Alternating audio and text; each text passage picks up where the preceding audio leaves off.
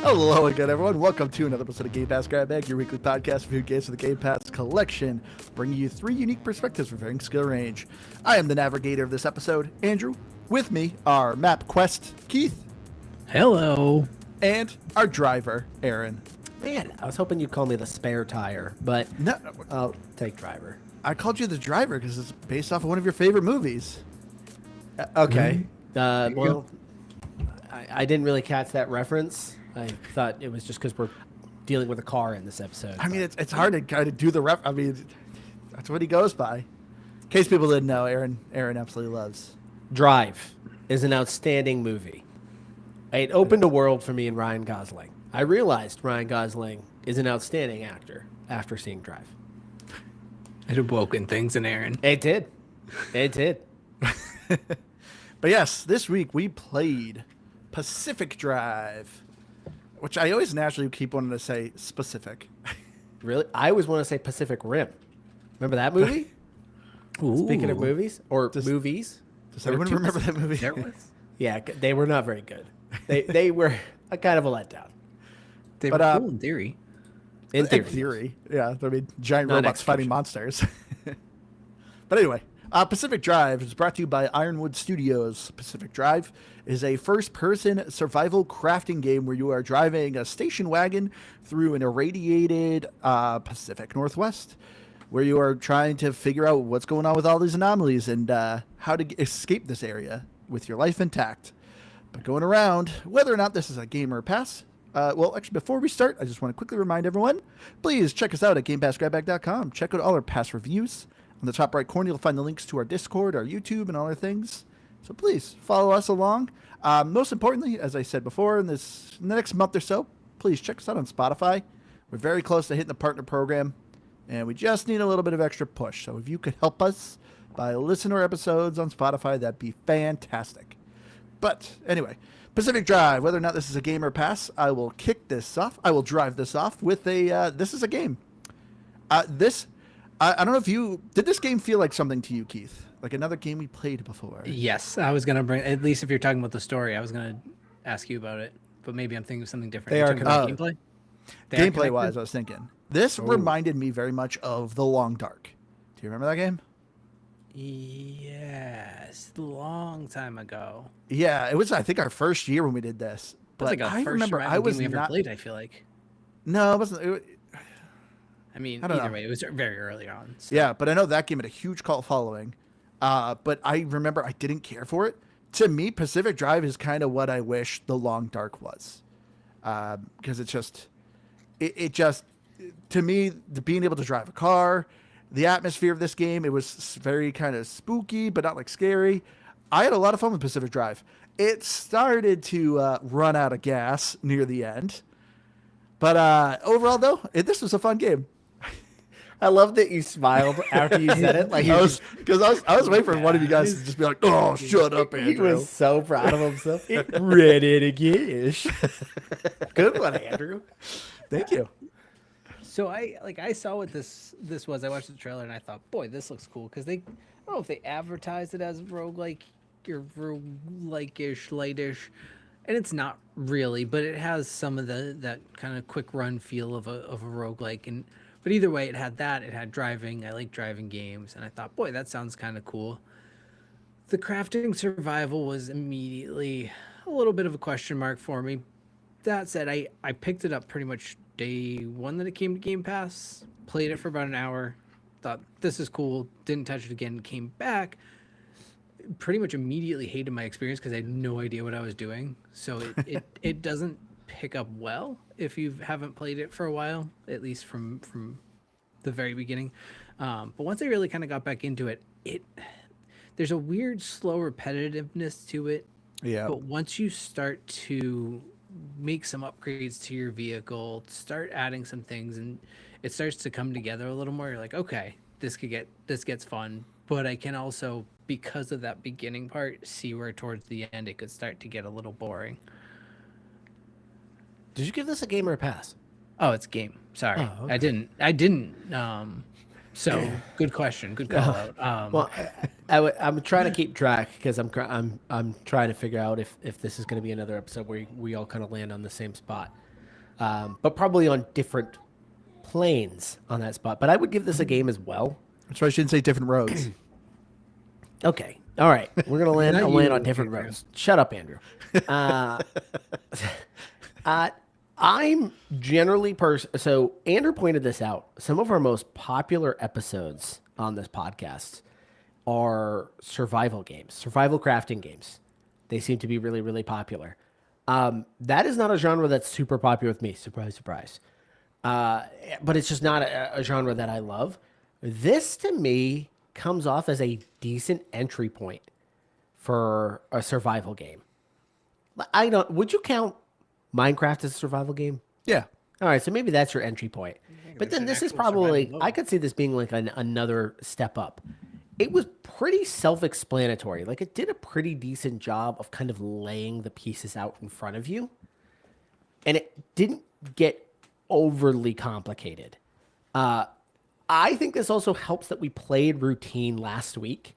And one of our comments with Routine was it was a very tactile game.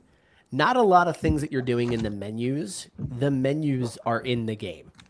And this kind of had a much similar feel. And I think it helped me a little bit. But like the screen next to you in your car, all manual. Everything you're doing inside of your car, manual.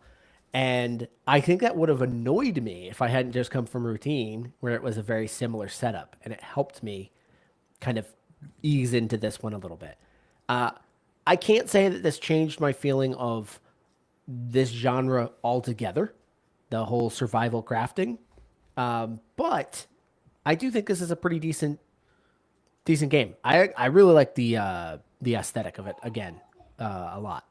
And Yeah, 1998. I can't wait to see. Sounds like Keith figured out what game is actually loosely tied to this. They're not connected, but their source material is the same source material. Andrew, do you know? No. It's Okay. Control, isn't it? No, No. I can't believe neither of you guys got this. So Control is what I was thinking, because when they start talking about the remnants and how they speak to you, they're these things Nope. that just appeared, that they look like normal. Like that all sounds like I was waiting for the house to appear. Oh man, it's Stalker. Stalker. The anomalies and everything in there. In the that zone makes that's sense. quarantined off. They're based off of the same source material. They're based off of the same books. Really? But, yes. So Are you, Stalker. are you sure about that? Is this your I'm journalistic like integrity? 90% sure. I want to say the book was called like you're not looking it up now, Roadside you're- Picnic.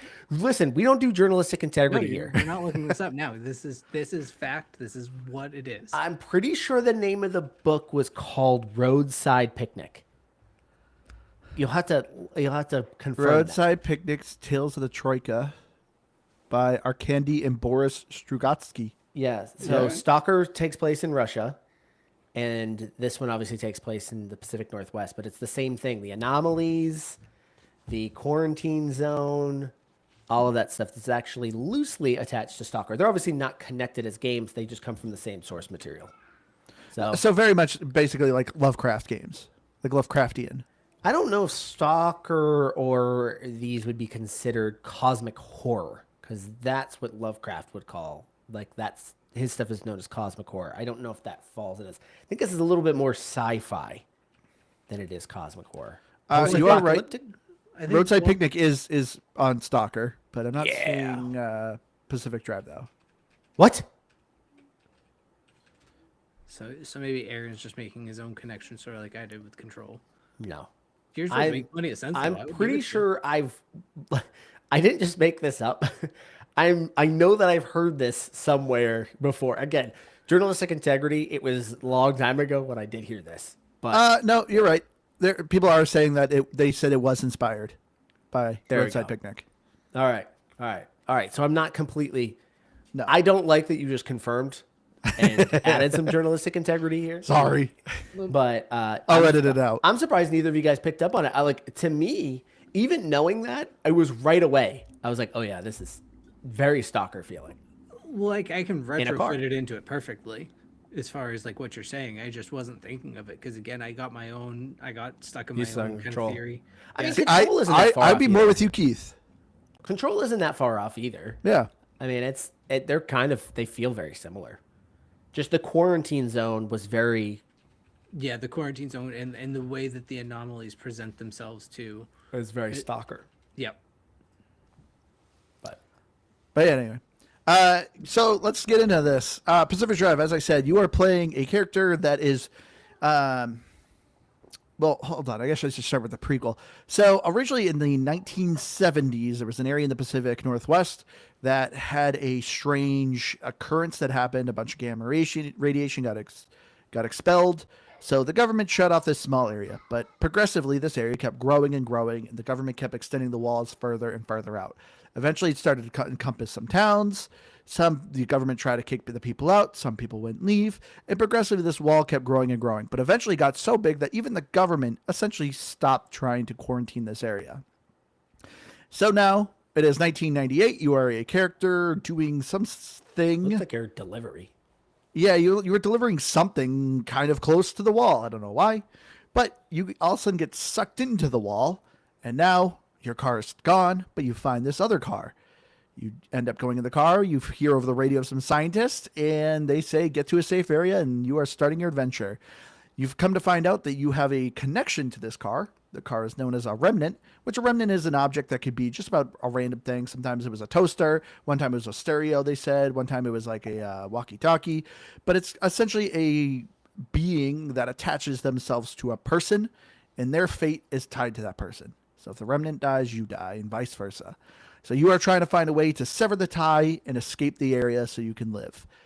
But yeah, so as far as the story goes with Pacific Drive, I thought it was the weakest. I did not care for the story. The entire time, I will say, so you are a voiceless character, but I do like, so you yourself are supposed to be the driver. I will say, I do like to kind of explain this at the beginning of, yeah, he has a receiver, but he doesn't have a transmitter, so he can't talk to us. So they instantly tell you like, oh yeah, you don't have a radio. But literally they're giving you like, hey, build a super device in your car. But they could be like, yeah, let's build you a radio so you can finally talk to us and we can communicate with you. So I kind of like that they had this little thing of, yeah, this is why you can't talk, why your character's silent. But I did not care for the characters. You're dealing with 3 characters, and they're just voices on the radio. And like I said, by the end of this game, it's just a lot of jargon they're spitting out, and I rolled credits on it, and I just went, yeah, okay. There's a lot of times I was like, honestly, I'm okay just not listening to this game's audio. I don't know. What did you guys think of the story? I mean, so I didn't get nearly as far as you did. I mean, I don't know. I think I maybe got like 10, 15-ish runs. I don't know.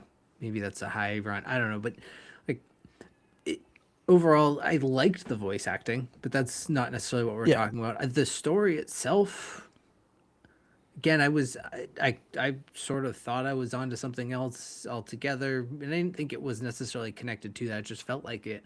But yeah, I was really kind of just more interested in what I was doing than what they were talking about, I guess I would say. Yeah, I mean, you're 100% right, Andrew. I think the story was kind of the weakest element of this game. I think there's a lot of other things to praise about this game, but I think the story is just, it's mediocre.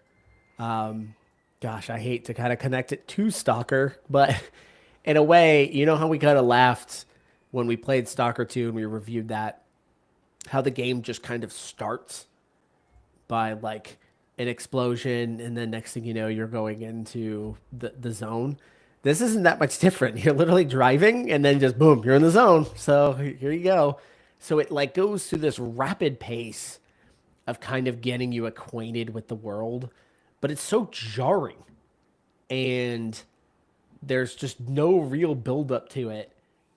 And you being a voiceless character, I think does actually kind of hurt the storytelling here.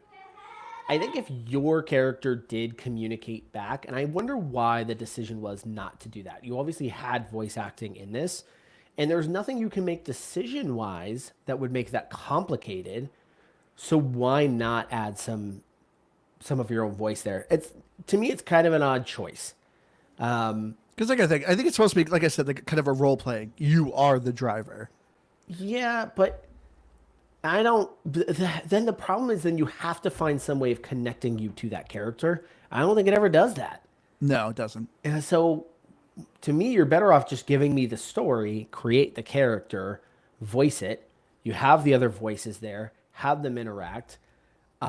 The only other thing I could think of is maybe they really wanted the story to be very car centric. The game is very car centric. You, as a character, are kind of irrelevant. Your car is really everything. So all the upgrades, all the things that are happening really are happening to the car or at the car. Well, you can upgrade yourself. Yeah, but the focus is the vehicle. Oh yeah. That is the thing. And so I don't know if that was their thinking, is the story is irrelevant to your character. It's much more about the vehicle. That's the only thing I could think of because I can't figure out why they wouldn't have included that. They should have done this like Herbie and had it be a talking car. Now we're talking. Now the car is talking. I would have liked that better, yes. That would be kind of funny. Yeah, I didn't even put it together or think about it until you said it, Aaron. But yeah, it literally is just like we're watching Andrew's gameplay right now, and you're driving along, and then all of a sudden you just. Whoosh. Oh, it's like within 2 minutes of Welcome the to the game zone. starting. Does it ever explain to you, like, was there a reason why your delivery happened to be like driving just around the outside of the wall? No, you don't know anything about yourself, your past self. As far as I know, I will say this game does what I also hate. I mean, it's fine, but as far as I could tell, I don't think it was that important. But this game is filled with audio logs Yeah. and text logs. But from what I could tell, it was more just like personal journals of people who lived within the zone and things they were experiencing. I know a good amount of audio was like a podcast that was kind of investigating the area. But like as far as I could tell, I couldn't find anything about your character. No. I think your character was kind of irrelevant. Yeah, that's why I'm trying to figure out why that decision was made.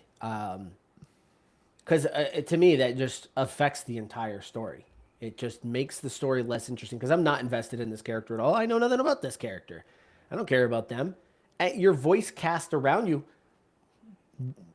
they're good voice actors, Yeah. but they're not characters I really care about. No. Like one of them's kind of a jerk to you a little bit, honestly. Oh yeah. So And obviously they try to have emotional moments in this game. I'm not going to spoil things, but when things were going on, I was just like, whatever. Yeah. I don't care. I don't care. yeah, Like, it's unfortunate. It is just to me. There's really, I feel like we've kind of gone on with stories being really uninteresting recently. Mostly because we're not playing. necessarily. Mostly because we're playing games that just aren't very story heavy. We liked routine. Routine story was good. 100 Resist, Aaron. If anything, all the games we've actually been playing this All year. right, have been maybe great. the most recent ones. All right, fine. Yeah. I'll give it to you. I just Sorry, feel like 1,000 Resist. I said 100 Resist. yeah, and everyone just made fun of you. There's 10 times more Resist in this game. But yeah, there just really wasn't much for story. I think it's okay. Like I think this game survives, no pun intended, without it. But there's not much there. Yeah, the story, let's say, is just it's not much of a road trip.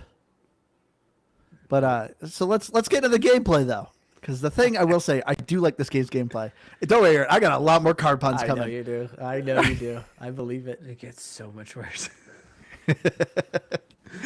I will say the gameplay of this game though is actually a ton of fun because the other thing it is like a survival crafting game, as you can kind of see with this gameplay. Well, this is early, but it's also a bit of like kind of a dungeon crawler because you can kind of go on these runs. The way you're driving on the map is you can only go forward, but if you can't go back because the anomaly gets upset with you, so you can't go back. It's too dangerous.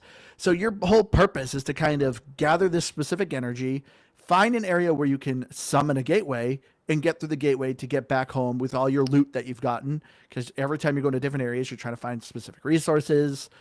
Some areas, obviously, the farther you go in, only have the rarest of resources. So you're essentially kind of doing these runs to get good loot, to get back to base so you can upgrade your car with better armor, better tires, and whatnot. So I love this gameplay loop of just going out and going back in. And actually, it wasn't just me who loved it. My 6-year-old actually loved watching me play this game. She kept saying, "Oh, can you play that car game?" Because she always thought it was a really fun thing of me just like crafting and like, disassembling some cars for the parts. So yeah, the gameplay loop in this is actually a ton of fun. I'm actually kind of glad that you mentioned that, calling this like a dungeon crawler, because that's actually a good description of it. Because you're not, it's not open world at all. No. So you're corridored off into these levels, and you launch into, like, even then you're not driving. Those are all like those are all loading screens basically as you get to a location. You drive at that location, but like it says like, oh, that's like a 2-hour drive. You don't actually drive 2 hours to get to that location. So it's kind of like loading into a dungeon. That's actually a really good way of describing this. And I didn't even really think about it in those terms, but you're spot on. Does the drive time impact anything? Like when it says like, oh, it takes 3 hours to get here. It does? Yes, it does. Specifically, so you eventually will rely on your car battery. And so you can get different things for renewable energy. There's, a water collector that can obviously turn water to electricity. There's a wind turbine, and then there's a solar power. So if it is in the middle of the day, you might want to take solar power to kind of help recharge your battery. But that's kind of about it. And then obviously, if it's lighter out, it's easier to see. But that's about it. There's no like, only as far as I can tell, there's only anomalies that come in at night. I don't think that exists. Oh, okay. Yeah. Yeah, I noticed like at least as far as tires go, like you could do the off-road tires, and obviously there's plenty more, I'm sure, but like those are Nope, that's it. Just off-road tires. off-road tires or no tires. Yeah, that's peak. But yeah, like how you could actually, craft your vehicle depending on the environment you were going to and the biomes, or I don't know if biomes is really, if it's that big, but there's different areas and different things you might think about taking along with you. Yeah. for No, your there's vehicle. biomes. Yeah. You go to the swamp area, which is definitely a lot more water. You deal with a bit more acid. Then you go kind of the deep zone is a lot more radiation. So there is biomes, and if you go to the right too, like the map obviously is a pretty big map, but when you're plotting your route, I think if you go more right, like you end up being more, I think it's like more rocky, and then the left is a bit more flat. I don't know, but there is biomes. Gotcha. Did either of you guys die in this game? Yes. I think I only died once. Like getting to the anomaly or No. getting to not the anomaly, the storm? My what? What is that? My called? my first death was getting to the gate. Yeah, I'm I think pretty I sure have it mine on was too gameplay. because I kind of didn't realize what was happening, and all of a sudden I'm just like, gotta drive, and like everything's happening around me, and I'm just barreling down this giant hill, and I'm pretty sure I just crashed and died. Yeah, so just to explain again for anyone that has not played this game before, you're not really in great danger. Like nothing's hunting you really. Yeah, no, the anomalies really mostly hurt your car. Yes, and but again, your car is attached to you, so car die, you die. Kind of need that, but everything is kind of in a static loop. There are some things that happen kind of out of the ordinary. I know tourists are kind of an interesting thing to talk about.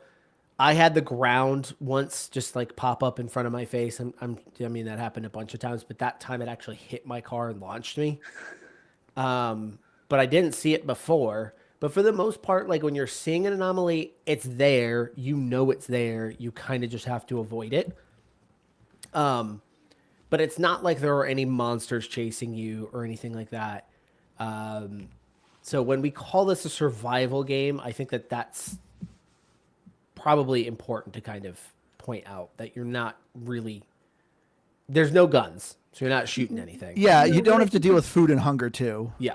Yeah, and I was gonna say though, I mean, to a certain degree, I feel like the big thing with any survival game doesn't necessarily have to involve a danger. I think it's about environmental dangers that, to me, is what makes survival games more survival games. That and like scarcity of resources, which I felt like I wasn't struggling with too much where I was at, but I can imagine it gets worse as you go, or more scarce as you When go. you have to get the bigger resources. Yeah. Yeah.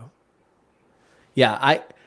That's why I said, like, I wondered if you guys had even died. I actually kind of expected Andrew to be like, no.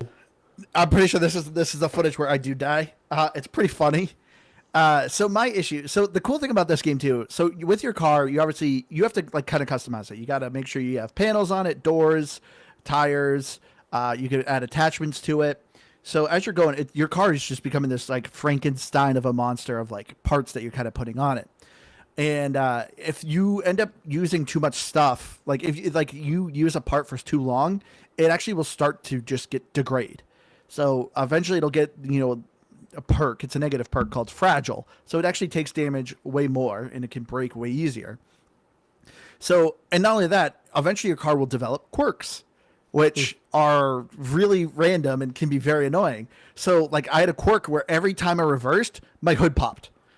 And it was, and so like I would have to like get out of my car and close my hood, and then it's like, all right, I can get back in my car and do it. I had another one where every time I opened my trunk, my the dome light in the car would turn on, which would drain my battery. So it's like, well, this is annoying. I had another one where anytime I reversed, all my doors opened. I got a lot of reversed ones. Oh, anytime I turned my wheel, my lights would dim. That was very annoying, especially in the dark areas. But this one thing I kept getting, and I thought it was a quirk for the longest time. You'll see it in my video, but my battery is draining so heavy, and I'm like, why is every time I'm driving my battery is draining? And I kept trying to do the quirks, like trying to diagnose it, because it's a mini game, which I will say is the worst mini game in this game. You have like this grid, and it's like, well, what do you think your quirk is? And you have to say like, if car reverses, battery drains. But it's like a spreadsheet of things you're doing, and you only have a certain amount of guesses per run. So if you don't get it within 8 guesses, you have to wait till you do a run, and then you can guess again. If you do get it right, it refunds your guesses. But anyway, so I kept doing, anytime I drive, my battery drains. And it's like, no, that's wrong. And I'm like, how is this wrong? My battery is draining. Come to find out, so if you're lucky, there's like heavy, like good loot drops. Whenever you're closing a gate, a satellite might fall to the ground. And if you get to it in time, like you can get some really good rare loot. I found an electric engine, and I did not realize this. So obviously, that was draining my battery for the longest time, which, by the way, is a great engine. It's not great early game when your battery is a really small capacity. So literally, I could just like drive a mile, and it's like, well, now I'm out of battery. I'm screwed. And so that's literally what's happening in this gameplay footage. You literally see my battery just ticking down, and I'm like, what is going on with this car? Which the quirks thing is really great because all right, majority of the people that listen to this podcast are in our age demographic here, but we all grew up with beater cars. Yes. Yeah. And they all had good old Georgia Peach. Yeah, That they was our all first beater had car. weird little quirks. Like Yep. it is kind of a perfect thing when you're building a game like this with a really old car that's also being thrown together with a bunch of materials. The added quirk thing is like a fun little way of adding just little annoyances that Yeah, like when someone your would drive will your do. car and you're like, oh yeah, you gotta watch Yeah. out for this, or like it's missing a mirror here. Yep. Yeah. See, I didn't think about that. I did not think about like your car being a lemon, but that's a very good point, Aaron. Well, that's just when you were getting your first car, it was a hand-me-down that had 180 to 200,000 miles on it. And it had all sorts of issues, things that just wouldn't work on it or it was missing. And so to see that added in this game was like, oh, that's a clever addition because it's something we would all experience with an old beater car. What was your guys' first car? Mine, speaking of quirks, You had was the best one. Yeah, I had a bright red minivan, Ford Windstar. And that car had like a carburetor issue or something. Do you remember I couldn't get it to go like more than 45 miles per hour Yeah. on the highway, and it was super loud? See, I don't remember the minivan much. I remember the one after. What was the Volvo like 700 GLE or something like that? The gold one? Yeah, that's what we call Georgia Peach. Yeah. That one was a good one. And I don't remember that one having too many quirks, Other although than the I same- inherited it from you, and literally the entire, oh my gosh, the entire exhaust just fell in the middle of the highway. I remember that, and it just started dragging the highway. Oh, that's pretty funny. The one thing. Wasn't at the time. All right, so we're like getting way sidetracked here. The one thing that I did, like, I remember, like, I swear up and down, this was not me being an idiot. This was just the car. I remember Dad being so mad at me. I went and hit the blinker. Like, so I hit the thing for the blinker and it snapped off. Was this the minivan? No, this is the Volvo. The Volvo? And I remember getting home and I was like, Dad, like the thing broke. And he's like, how hard did you hit it? I was like, I didn't. I hit it normal. He's I like, gotta "There's admit, no like, way." how do you break that? I Like, don't know. He was like, there is no way you just hit that normal. Like, I was like, no, I swear I just hit it and it broke off. And I think it was kind of expensive to fix because they had to like take the whole panel off and replace it. But again, talking about funny quirks and your old crappy vehicles, yeah, that sucked. What was yours, Keith? I had a Ford Probe. The Probe was technically my first. I only had that for like 4 months before I crashed it. Oh yeah, you did. Yeah. Oh, you So, crashed yeah. it? Oh yeah, that was a good one. He spun out sideways, right, into a telephone Sideways. pole. Yes, sir. All right, yeah, I remember. It was a good one. It was a good one. But yeah, then I got an Escort. And that thing I took for like 170,000 miles. Drove we to go. Florida back. I mean, I had that thing for probably 12 years, I think. There we go, Who had Great. the Geo? That was Johnny. Johnny. Oh, that was Johnny. Johnny had the Geo. Dios, I will, gosh. I will never forget though driving your van. I don't know why I was the one driving it, but we were trying to go up the hill in Topsfield, and I did not think we were gonna make it up that Nope. hill. I just remember being like, guys, just Yeah, yeah, it was scary. again. I don't know why I was the one driving. I don't even think you were with me. I just for some reason Eh, it'll be borrowed it. fine. Yeah, I think It'll I just make it. borrowed it. See, I remember my first real car was actually the Saab 900S There you go. with a stick shift. That thing actually held up pretty good. Yeah, kids. Do you remember stick shifts? Yeah, Yeah, both my first cars were my favorite. I know. I love driving stick shift. They're just hard to find now. Yeah, they don't make them anymore. No, they do. They still Yeah, do. like In sports Europe. cars. Yeah, like sports like cars. hyper Well, specific. you're not finding them over here. Yeah, I mean, my very last car I had before we went into like parent vehicles was I had a Ford Fiesta. It was the ST, and that I had one. that I had a had Fiesta. Yeah, Yeah, I remember yours. Wasn't yours green? blue. Blue. Yeah. I Okay. had that royal blue. I loved that thing. But yeah, I did miss it. I just always remember your parents calling the Saab zippy. It was. oh yeah, It's so zippy. It That's was. really annoying. Yes, it was. It made me laugh every time. Every time they're like, "What? This is so zippy, so zippy." It really wasn't. What was the vehicle we hit the deer in? That's a whole nother I don't story. even know. Well, I hit the deer when I had a Toyota Corolla station wagon. I did not realize Toyota Corolla made a station wagon, but that car was awesome. I loved that car. Station wagon was great. And I hit a deer, and I literally had blood all on the side, smeared on the side of the car. And I remember I had to go to work the next day, and people were concerned because there was blood all over my car. I don't know why I didn't go to I literally had no time to go to the car wash. But anyway, that was a That's good car talk. sidetrack. Yeah. But anyway, so they don't tell you exactly what car you have here. It is just a generic station wagon. But I do love that it's a station wagon because it does feel very just classic 1998. old. Yeah. Yeah. That's exactly what you'd have. Yeah, and I like, and it's great because it's so versatile in this game. Of like when you're upgrading it, putting things on the side, extra batteries, turbines, storage. This car really does start to feel like your own. And this is the other thing I like because so many games, obviously, usually when you have your tried and true ride, it's usually a horse. Like how many games have given you a horse? They give it a name and you travel the country with a horse. Nah, not in this game. You got your station wagon. In this car, you make your own. And like you can even get some cosmetics and change the paint and add some like decals on it, which I gotta Bobbleheads. say was pretty lame. I wish the customization was a little better. I don't know how much I care about that stuff in a single player game. I don't know if that stuff really matters all that much to me. The car gets yes and pretty, no. pretty crazy. I mean, look at this bobblehead I have in my footage. Yeah, I've had it's that. It's the only bobblehead I unlocked. I got tons of cosmetics. Couldn't get another bobblehead until the very end. The very end, they give you one story wise. But I was just like, I want to. Where's the hula girl? I want the hula girl. I don't even know if there is one in this game. Yeah, or like Can you even put an 8-ball on the I shifter? don't think so. I did not see a single 8. No, I got a sword though for a shifter. That was kind of cool. Oh, that is cool. That's better than the 8-ball. I will admit. Yeah, I'm not gonna say it isn't. So like this kind of falls under not cosmetics or whatever, but also the gameplay. I didn't like it at first, but I started to grow into liking that it was constantly this first person view inside the car too.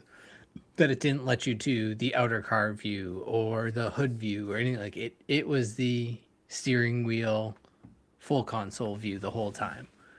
And I kind of like that.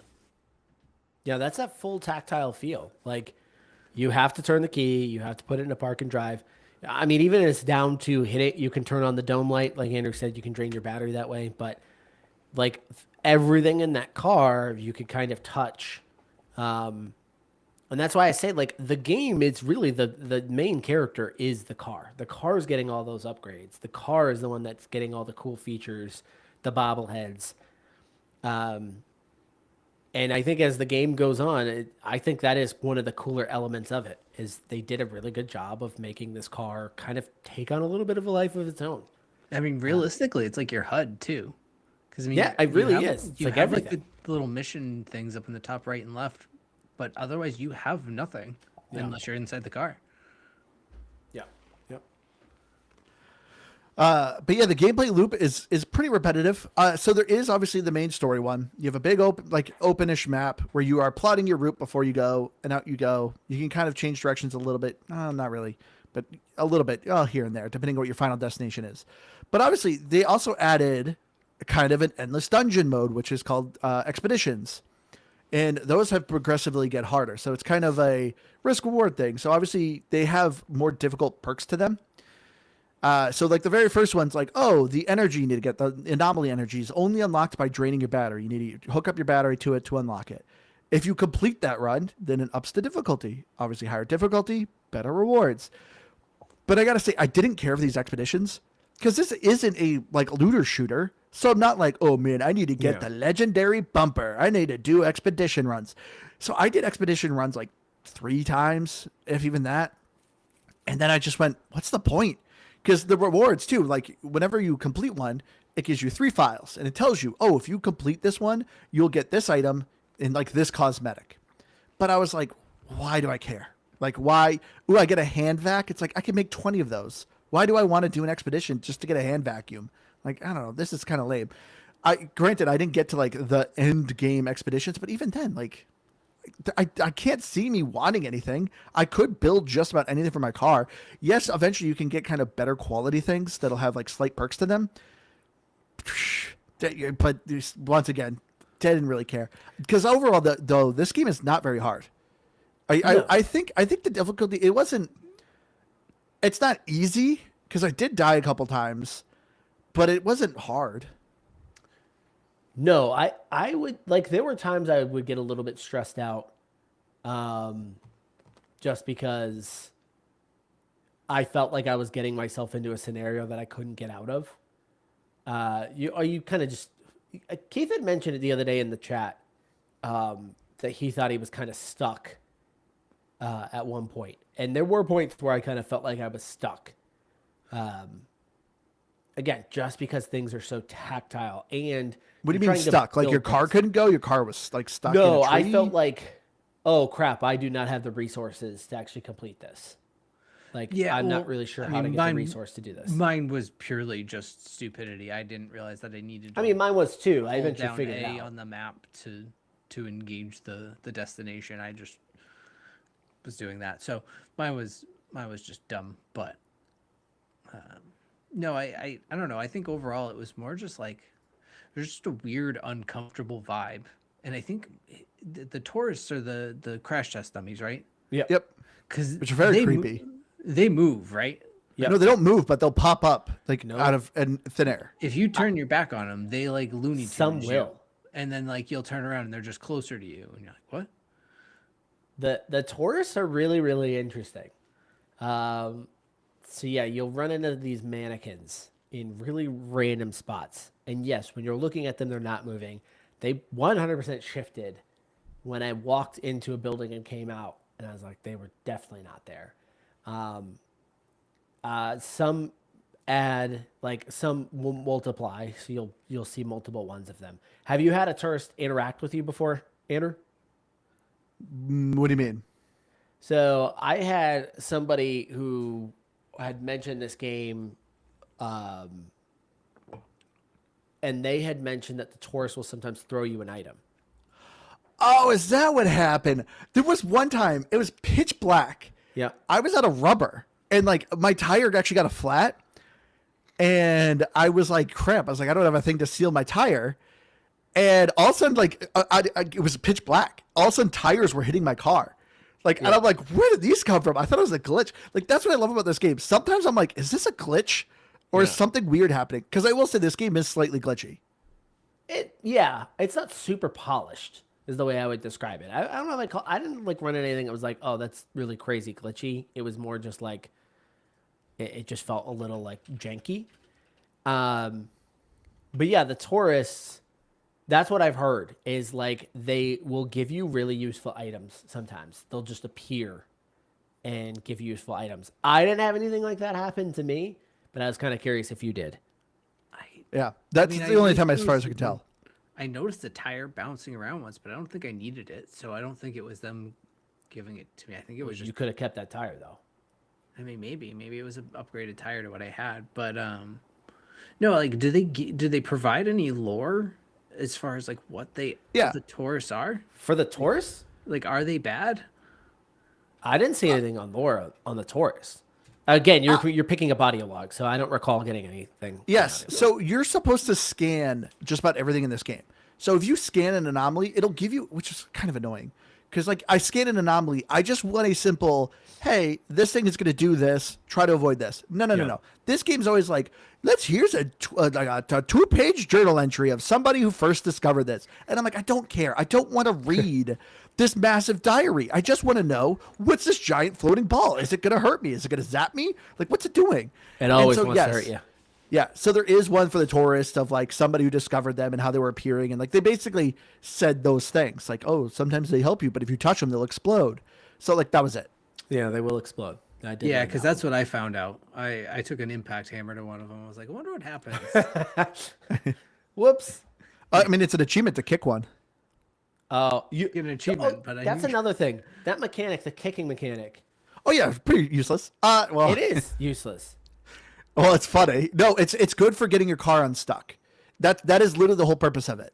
Is like if you got your car like jammed in a tree or something, you're able to kind of kick your car out. I did not have that instance where I got my because when you're going through its like quote unquote tutorial at the very beginning, you kick open like not like a door, but they're like branches that are in the way. You kick them out of the way.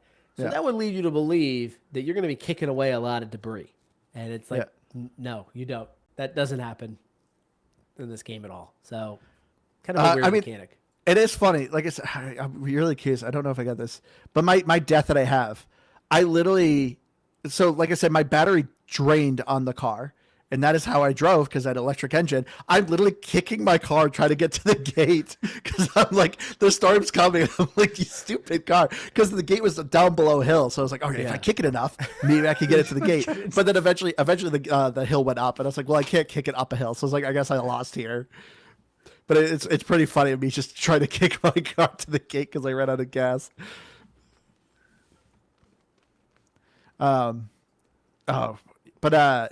Yeah, so when you're not doing your runs, though, you, of course, go into your garage, which I got to say, the garage was cool, but once again, I wish there was just a little more to it. Yeah. It's obviously meant to be your home base. You can get some stuff to decorate it. You're obviously upgrading it, improving so like you can scan the environments. You get a thing that can deconstruct, like if you have a part that you're like, oh, I don't need this anymore, you can scrap it so you can get the components for it. I will say the garage was a cool mechanic, but it's just I wish there was just a little bit more to it. I didn't hate it. I didn't hate it either. Like, okay, because this is the thing. there's a lot of times where I'm like, man, I spent 30 minutes fixing my car. Yeah. Like literally doing all the things, researching, replacing panels, repairing each piece, because you got to repair each piece personally with putty. You got to just do a bunch of things, and it can take time. Yes. And I'm sitting there thinking though, but I'm like, I like this though, and obviously my 6-year-old loved it too. She loved when I was going to the garage. She's like, "Oh, are you gonna paint your car? Are you gonna do this?" And it's like, okay. So it's like I got to do this for her. She obviously enjoys watching this. Really cool. Once again, very tactile. If you see on my screen, this is the quirk mini game that I think is just really dumb. See, this is me trying to diagnose the quirk of why is my car draining so much battery, and it literally is just like, nope, zero, nothing's wrong. And I'm like, why is my car draining battery? It took me so long to figure out an electric engine. Now, do you always end up with like some sort of a quirk? Because I didn't necessarily have something like I got Yes. to this. I didn't know what I was supposed to do with it. It's like, oh, I don't know if these things are happening. So I just You'll get quirks that are just pointless, like you won't even notice. But on the top right of the screen, you can see you hit right trigger for fixes, and it'll show you, oh, you have 4 quirks. There's 4 quirks currently equipped on your car, and you got to figure out what they are. Some of them, like, yeah, it's like, oh, if you reverse your compass doesn't work, but it's like I actually didn't even know I had a compass, so it's like whatever, I don't care. So there's a lot of times where it's like the quirk was so minor, you probably don't even know you have them. But like I said, some you will know. Like my lights dimming every time I turned, that was very annoying. was it real like was it almost like a what was the game we just played where Outer Worlds, in a sense, where like the things you were doing was what was causing it to like I causing think they're random. I think it's just random. Because honestly, some quirks can be helpful. Like I know you can get one where like when you turn your engine on, it closes all your doors. Like I saw someone posted that, and it's like, well, that'd actually be a very helpful quirk. Yeah, like save that one for me. Yeah. All the time. But yeah, I don't know. Anything else you guys want to add to the gameplays? No, I think you nailed it. Yeah. I guess to touch on like as far as the actual story goes, the story tries to give you some objectives. That's the other thing too. I thought was a little disappointing. The objectives are very minimal. Like there's the times where it's just like, oh, you drive through gates. It's like, okay, this is a little lame. So this is what I mean. Like the time to beat isn't terribly long in this game. It's listed at like 30 hours. I think I beat it in like 22. And you know, by the end of it, like I said, it just wasn't doing anything that interesting that I'm like, oh, I want more of this game. Nothing to make me go, I really want to do those expeditions. But yeah, so getting into the audio though, I think the audio in this game is really good. Yeah. As I said, I wouldn't describe this as a horror game, but it is super eerie. Early on, you're just driving and you're just constantly hearing things in the woods because there's anomalies that are shifting. There's just random noises. Your car's making noises. The radio you have is kind of pretty decent. I like the soundtrack in this game. But yeah, the audio in this game is really good. Yeah, spot on. I think again the zone has its own life. So you're spot on when you're kind of driving around. Even the sound of your vehicle, all that stuff really sounds good. We mentioned the voice acting. You don't have a voice, but there are characters that do speak to you. I think the voice acting is pretty decent. I don't think it's bad. It's hard to be bad at voice acting these days, though. Now that I think about Some games still pull it off. Some games do pull it off, but it is hard to do. Yeah, It's harder to be to pull that bad. off now. Yeah. But yeah, I can't. Yeah, there's some music in it. There's not a ton. There's some I music feel in like it. it's like the radio in the car. Yeah, I was gonna say that, which Would you that count that? I did, and only in the aspect of I thought it was, I don't know, it felt very 90s. All Yeah. of the music that it was playing, and I thought I appreciated that. But I guess otherwise, yeah, there's no music. That was cool. That was cool. Well, it was Not 'cause enough new metal though. No, but it was That very, doesn't come out until the 2000s, Andrew. But it was like super. But This it is was 98, it's super, close. Like Northwest grungy. I don't know. Pearl Jam. Yeah, it fit. But I can't think of anything that really stuck out to me where I was like, ugh, that was annoying. Everything was Aaron, Limp Bizkit was formed in 1994. they were formed in 1994, but I don't even know if they were considered like new metal back then. Could you imagine if they had Break something. Break stuff. Break something. Break Yeah. something. Break something. The Get I don't Angry know. song. What is this? I don't know Limp Bizkit. Yes, Don't you act do, like you liar. don't. First of all, yeah, like that's a bold lie. That is And a lie. second of all, I don't know why Limp Bizkit. Yeah, well, they weren't always new metal. No, I think earlier on they were. Dude, we're getting sidetracked here. Okay, Limp Bizkit's not in this game. Okay, let's just be clear on that. This Okay. is what happens when Andrew tries to have journalistic integrity twice in the same episode. Yeah, it like totally just derailed everything. Gosh. Stop looking things Let's up. talk about Limp Bizkit for a little bit here. So, what was That's your what people favorite Limp come for. Bizkit song? What's Was everyone's it Break favorite? Something? Or was it the Cookie song? You guys remember the Cookie song? I mean, it would have been actually a nice touch too if you actually had like a tape deck or like the classic tape deck that you hook to a CD player. That, yes. That would be great. Gosh, okay. Now you're really. That's where it's going, Aaron. That was my Alright. plan the whole time. Yeah, good job. What if you had Yeah, a so audio's good. transmitter? Audio is good.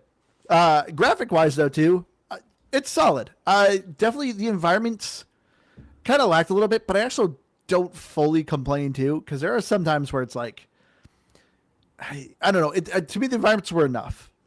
I didn't need anything too crazy, but I will say it gets pretty repetitive. I felt like I was kind of seeing the same locales, like because anytime you go to an area, it's a bit procedurally generated. You obviously, I've noticed a lot of road templates, but obviously point of interest will kind of shuffle, and the point of interest will be different. But I've definitely been like, okay, no, I've been in this kind of area, so that got a bit repetitive, seeing the same thing a little bit over and over again. But overall, though, graphics though pretty solid. As we said, they did a really good job. I felt like hitting the 90s vibe with it. The anomalies were very cool looking. Some of the stuff though, this is at least one of my complaints with graphics.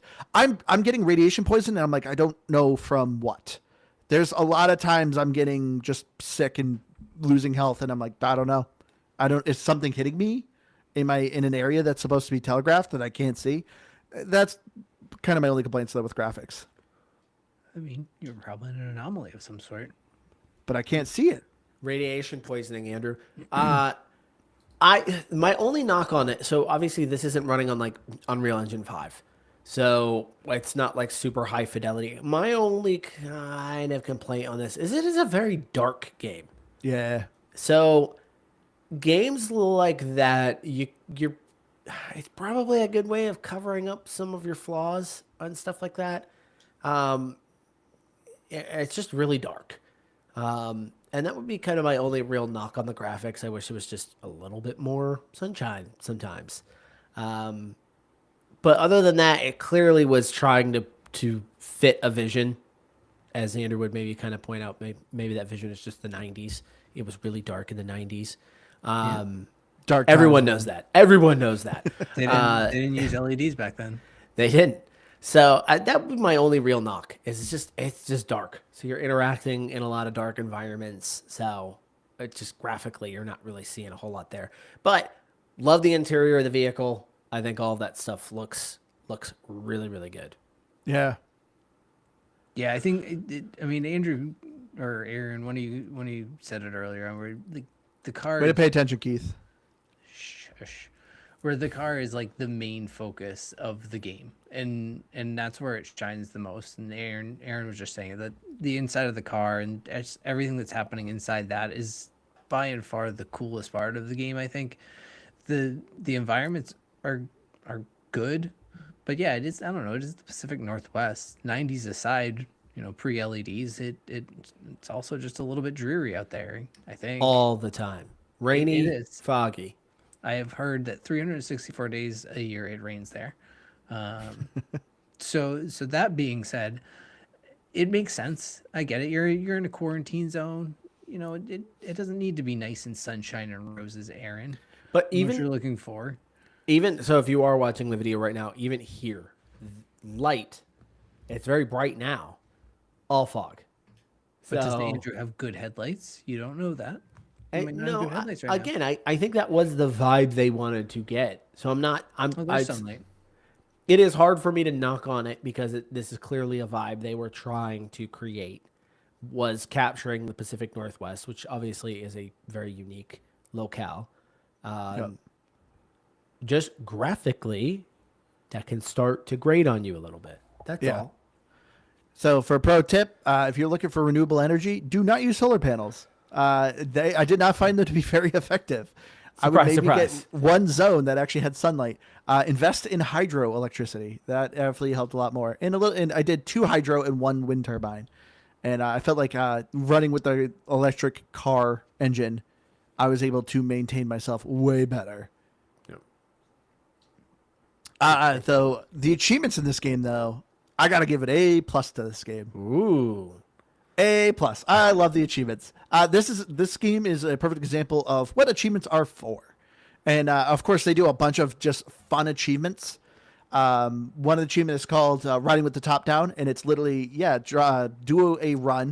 You have to go to 3 different areas with no doors, no panels, no bumpers, and so it's just a fun challenge. And it's like, okay, I like this. This is what I like achievements about. And they also had a reference. They had an achievement called Streets Ahead. Whoa. And if you do not know that reference, then you are clearly streets behind. Whoa. Did they really have that achievement? Yeah. I never look at the achievements. I literally I made sure. I was like, I absolutely got to get that achievement. It's a little bit harder to get, but when I saw that, I was like, oh my gosh! I was like, that is awesome. Yeah, so you're right there. Streets Ahead. Complete a run with at least 7 junctions. Yeah. But if you don't know, that is a community reference, and it's actually the name of my Steam account too. Yeah, It's Streets yeah. Ahead. But yeah, running on empty. Complete a junction with your car always at half to low empty fuel tank. That would Complete a stress me run out. with at least 4 junctions without breaking or removing any car parts. So yeah, the achievements in this game are very fun, and also very achievable. So I actually would recommend this for achievement hunters. I rolled credits in this game and I got like 780. The handful of achievements I don't have, I could easily do. I don't know if I will, because obviously it's going to do a couple more runs. It's just going to take some time. But this is an easy, you could easily 1,000 this game. Wow. A+. Yeah. Andrew doesn't give out A+s to pretty much anybody anymore. Not on 'Cause achievements. Because He's not only really that, critical on achievements now. the great thing too about the achievements is a lot of the achievements are like, oh, you don't have to research everything, but research a majority of stuff. So there's no achievement to research everything. And I like that. I like where it's just like, yeah, there's a little wiggle room. Just do a majority of them. There you go. There's the achievement. Thank you. Like, cause that's always annoying. I'm like, great. I have to do every single thing here. The Come achievement on. needs to respect his time. Yes. Yes. It's just like, hey, upgrade a bunch of stuff. We'll tell you when. Yeah. It's Yeah. enough. That actually is it. I Great. love that. I love that. A+. All right, but let's get to our final thoughts here on Pacific Drive. So, as I said for me at the beginning, Pacific Drive, this is a game. This was a lot of fun. Keith said it was kind of a hard game to pick up and put down. I think, obviously, Keith only played an hour, so obviously I think things probably didn't stick with him. But overall, I think I would disagree with him. I felt like if I picked this game up in a month or so, I would have a general idea what to do. It does take a while to get used to this game's mechanics, what it wants you to do, how it wants you to essentially operate this vehicle. But, once you kind of know the flow and the rhythm, this game is pretty easy to understand. It was a lot of fun. I love the tactile environment of it. It's great kind of customizing this car. The story was just a bit weak for me. Like I said, when the credits rolled, I just went, okay, whatever. I don't really know what happened, and I don't really care. But the audio is really good. I enjoyed my time with this. This was a fun kind of sit down and play. This game is also actually surprisingly good for cloud play because it does save mid runs. It actually saves kind of mid you being in the field. There's times where I had to quit and I could just walk away because some of these runs actually can take a while, but it actually is a pretty good save. So don't be afraid to actually play this on xCloud. For me though, yeah, I'd give this an 83. Yeah, I mean, overall, I really liked it. I had kind of a weird week where I just didn't really get in as much gameplay as I want, but I actually would have played more of this game. Overall, I was enjoying it. There was parts at the beginning where, I mean, yeah, and my biggest issue that I ran into coming back to it was literally just figuring out how to activate the destination. It was really stupid. It was just I had to hold down A instead of tapping A, and it took me, I don't know, 15 minutes to figure out wandering around, because there was a little checklist in my defense that it said I needed all of these things. I didn't, so I was trying to get this checklist that I could not complete because the area didn't have it, but I didn't need to. I could just start the area. All it's saying. Once I figured that out, I thought it was a little slow kind of getting off the ground, but once I started, again, upgrading the car, getting into that flow of the game, I was like, okay, this is really fun. And I don't know how big you start to feel the upgrades of the car, but it was nice to start to feel like, oh, okay, once I got rid of the spare tires on there, like it actually did handle a little better. It did feel like it went a little bit faster, a little bit quicker. Things just were smoother in how it played. But I like the car centric game. I wish there was more games like this where you kind of just really got to focus in on the car without being a racing game. And I don't know what genre that is specifically, but I like the idea of it. And yeah, I was really pleasantly surprised with it overall. So I think I would go with a 79. Be good score for it in a game. Again, if I was not clear on that. Yeah, so overall, this game I think would have been served a little bit better if the story were a little bit more focused on you as a character, or at least give me something to kind of care about that's going to kind of drag me along. It's pretty much non-existent in this game. And that's totally fine because I think it still makes up for it in other areas. Much like these guys have kind of pointed out, that kind of car-centric gameplay where you're doing a lot of the upgrades to your vehicle, not to you as your person, but way more focused on the vehicle itself. And kind of surviving in solving, not really puzzles, but puzzly areas through the vehicle. I think is just a really, really unique way of handling this. I also agree with Andrew. I thought this game was easy enough to kind of follow along. I didn't find myself in a lot of situations where I wasn't entirely sure what I was doing. I know I said that I thought I was stuck in certain areas, but I realized I was just being dumb and I figured it out. But outside of that, it felt like it was pretty easy to kind of track your progress as you're going along through this game. The only other game that I could think of, since Keith kind of mentioned it, that was kind of car focused and focused on you upgrading your vehicle, but it was action focused, not survival focused. I was going to say Forza Horizon.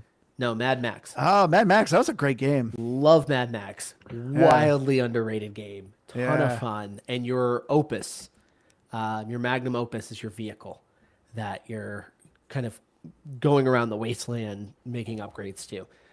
Really good game. Yeah, overall, this is not going to make me a believer in the survival genre, but I do think this is actually a pretty decent kind of middle ground, where I didn't feel overly kind of stressed out. Not having to manage your hunger and water is already massive pluses for it. So yeah, I would give this a 75.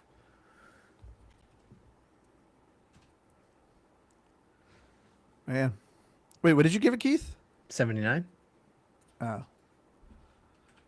He's got to write this down, not write it on a napkin like he did with last year's scores. No, I'm writing it to Donnie, who's in charge of our website, and he's been doing a great job with it.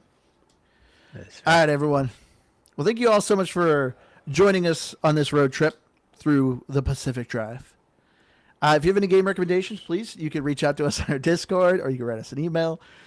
There was a lot more other puns I wanted to do. Yeah, I'm glad that we didn't do that.